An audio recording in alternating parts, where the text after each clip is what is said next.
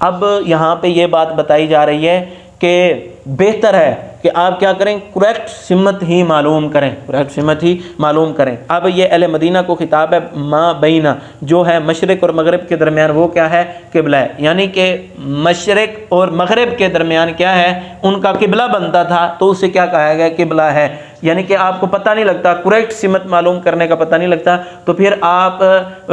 مشرق اور مغرب کے درمیان جتنی بھی جگہ ہے ساری کی ساری وہ کیا ہے، آپ کے لیے قبلہ ہے، آپ نے اس کی طرف نماز منہ کر کے نماز پڑھ لینا ہے۔ تو ہمارے لیے کیا ہوگا کہ ہم کیا کریں گے، شمال اور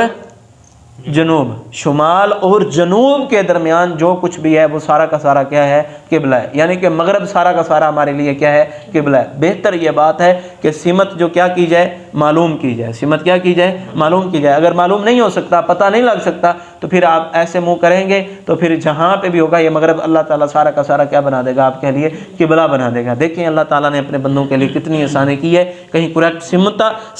اگر اختیار کرنے لگ جائیں تو ان کی نماز ضائع ہو جائے گی، انہیں پتہ نہیں لگے گا، تو یہ آپ کے لیے آسانی ہے۔ اگر معلوم کر سکتے ہیں تو پھر بہتر ہے، اسی طرف جو ہے نا وہ مصلی کیا کرنا چاہیے، بچھانا چاہیے۔ اچھا، وعن ابی ہریرہ رضی اللہ تعالیٰ عنہ قال قال رسول اللہ صلی اللہ علیہ وسلم ما بین المشرق والمغرب قبلۃ، مشرق اور مغرب کے درمیان قبلہ ہے۔